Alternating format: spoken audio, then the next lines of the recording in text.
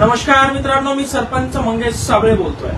सर्वप्रथम मी आपल्या सर्वांची दिलगिरी व्यक्त करतो की पूर्ण महाराष्ट्रामधून, जालना जिल्ह्याबरोबरच पूर्ण महाराष्ट्रामधून मागच्या 8 दिवसापासून जे फोन कॉल येत आहेत की आपण उभं राहा, आपल्याला आमचा पाठिंबा आहे, आपण माघार घेऊ नका।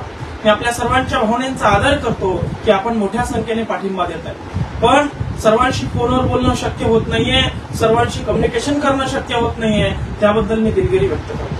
आपला आशीर्वाद, आपली प्रेरणा अशीच माझ्यासोबत राहू द्या, हीच या ठिकाणी विनंती करतो। आणि दुसरा आणि सर्वात महत्वाचा मुद्दा या ठिकाणी लाईव्हच्या माध्यमातून आज मी पूर्ण जालना जिल्ह्यातील मतदारांना सांगू इच्छितो की काल हा व्हिडिओ आपण जास्तीत जास्त मतदारांपर्यंत पोहोचावा, ही सुद्धा अगोदर विनंती करतो।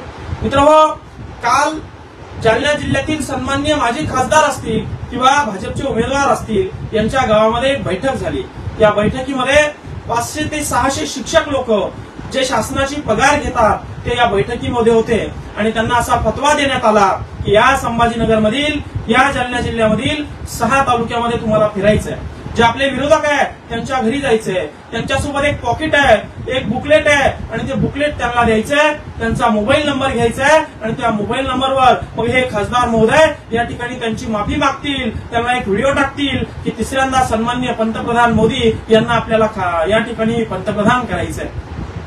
मी या ठिकाणी सन्माननीय उमेदवाराला हेच सांगेल की बापाकडे बघून किती वेळेस पोरीला या ठिकाणी पसंत करायचं। पोरीला स्वयंपाक येत नाही, घरकाम येत नाही, भाजी पोळी करता येत नाही, या ठिकाणी सडा टाकता येत नाही, मग वडिलांकडे बघून किती दिवस ती पोरगी आम्ही नादवायची। 25 वर्ष नादवली। सन्माननीय पंतप्रधान नरेंद्र मोदी यांच्याकडे बघून आम्ही किती वेळेस तुम्हाला मतदान द्यायचं। 25 वर्ष या ठिकाणी या महाराष्ट्रामध्ये जालना जिल्हा तुम्ही मागावलाय, मागास ठरवलाय, मागं नेऊन घातलाय, जालन्याचा विकास तुम्ही रखडवलाय आणि या ठिकाणी आता तुम्ही विरोधकांच्या घरी जाणार।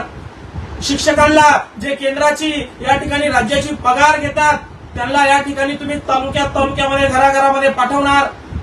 त्या गोरगरीब कष्टकरी समाजाचे, शेतकऱ्याचे पुन्हा नंबर घेणार, पुन्हा त्यांची माफी मागणार की मी तुमच्या घरी येऊ शकलो नाही, मी तुम्हाला भेटू शकलो नाही। हा प्रोपोगंडा आहे, हा चालू झालेला आहे आणि 9 तारखेपासून हे शिक्षक लोक आपापल्या या ठिकाणी गावामध्ये येणार आहे। यांना पकडा, यांचे व्हिडिओ काढा, इलेक्शन कमिशनला आपण ही तक्रार करू, यांचा हा डाव हाणून पडा। मित्रांनो, या ठिकाणी हा एकमेव पर्याय आपल्याकडे आहे, बलाढ्य शक्तीच्या विरोधात आपण उभं राहतो आहे।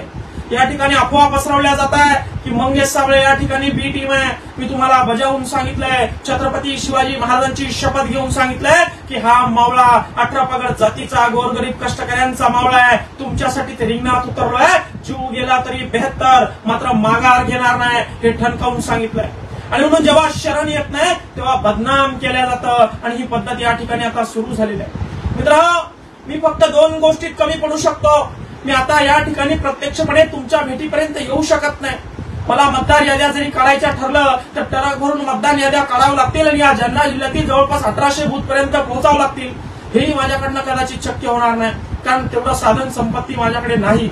मात्र मी तुम्हाला हात जोडून विनंती करतो की तुम्ही उभा आहात, तुम्ही उमेदवार आहात असं समजून या 25 वर्षाचा रखडलेला विकास, 25 वर्षाचे तरुणाचे, गोरगरीब कष्टकऱ्यांचे, 18 पगड जातीचे थांबलेले प्रश्न त्या संसदेत उचलायचे असेल, तुमच्यासाठी भांडायचं असेल, तुमच्यासाठी रस्त्यावर यायचं असेल तर आता दादा साहेब तो काळ गेला। आता 5 वर्षासाठी तुम्हाला एक नोकर हवाय, जो कान धरून तुम्ही त्याला काम सांगू शकता, तो तुमच्यापेक्षा तुमच्या एका फोनवर या ठिकाणी तुमच्याजवळ यायला हवा।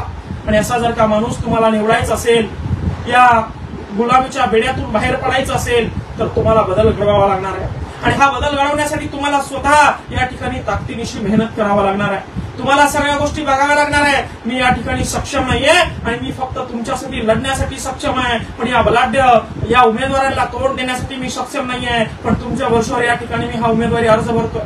आणि म्हणून 18 पगड जातीला सुद्धा माझी विनंती आहे, एका जातीचा चेहरा म्हणून माझ्याकडे बघू नका। तुमच्या लेकराबाळांच्या भविष्याचे प्रश्न, तुमच्या आरोग्याचे प्रश्न, तुमच्या शिक्षणाचे प्रश्न, तुमच्या विकासाचे प्रश्न, तुमच्या मुलांसाठी नोकरीच्या संधी मिळण्याचे प्रश्न त्या संसदेमध्ये हा पट्ट्या उचलेल एवढीच एक गॅरंटी देतो। आणि कुठल्याही एका जातीचा चेहरा म्हणून न बघता सर्व समाजानं एकत्र येऊन, 18 पगड जातीनं, गोरगरीब कष्टकरी शेतकऱ्यांना एकत्र येऊन या ठिकाणी या लढ्याला समोर जायचं। आणि म्हणून भाजपचे जे हे प्रोपगंडे चाललेले आहे, यांना पकडा. उद्या 9 तारखेपासून ते शिक्षक लोक तुमच्या घरामध्ये दानवेंचे प्रचारक म्हणून येणार आहे, भाजपचे कार्यकर्ते म्हणून येणार आहे.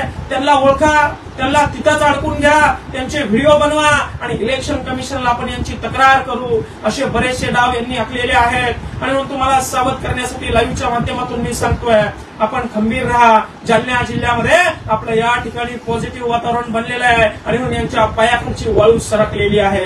यांना कळलेलं आहे की एक कालचं पोरग, समाजासाठी लढणारं पोरग, गोरगरीब कष्टकऱ्यांसाठी रस्त्यावर येणारा पोरग जर आम्हाला प्रस्थापितांना चीत देत असेल तर दिल्लीचं तख्त हदरून जाणार आहे. सन्माननीय पंतप्रधान गृहमंत्र्यांना अमित शहाला सुद्धा याची नोंद घ्यावी लागणार आहे. म्हणून यांच्या पायाखालची वाळू सरकलेली आहे. मात्र यांचे विचार आता पोरकट झालेले आहे. यांच्या विचारांना आता गंज लागलेला आहे आणि म्हणून बदल घडवण्याची वेळ आहे. सन्माननीय मुस्लिम बांधवांना विनंती आहे, दलित बांधवांना विनंती आहे, वंचित बांधवांना विनंती आहे, संपूर्ण तमाम जाती बांधवांना, मराठा समाजाला देखील विनंती आहे, बदल घडवण्याची ही वेळ आहे. आणि तुम्हाला हात जोडून विनंती आहे, हा पर्याय या ठिकाणी आपल्याला निर्माण झालेला आहे, ही संधी या ठिकाणी निर्माण झालेली आहे, ही संधी गमावू नका. माझ्याकडे पैसा नाहीये, मी येऊन तुम्हाला भेटू शकत नाही, अशी शिक्षकांची मिटिंग घेऊन माझ्या संस्थेवरचे शिक्षक बोलवून तुम्हाला पाठवू शकत नाही, कारण कुठलीही संस्था माझ्याकडे नाहीये. आणि म्हणून तुम्ही प्रचारक बना, सोशल मीडियाच्या माध्यमातून तुम्ही प्रचार करा, तुम्ही प्रसार करा. मी उमेदवार म्हणजे तुम्ही उमेदवार. तुमचं 5 वर्षाचं भवितव्य जर का उज्ज्वल नसेल, तुमच्या 5 वर्षासाठी जर का मी काम केलं नाही तर पुन्हा मला रिंगणात येऊ देऊ नका. शड्डू ठोकून आपण यांच्या विरोधात उतरलेलो आहे तर आपला अपमान या ठिकाणी होऊ देऊ नका आणि एका ताकदीनं आपण सर्वांनी काम करा, हीच या ठिकाणी विनंती करतो. धन्यवाद. जय जिजाऊ.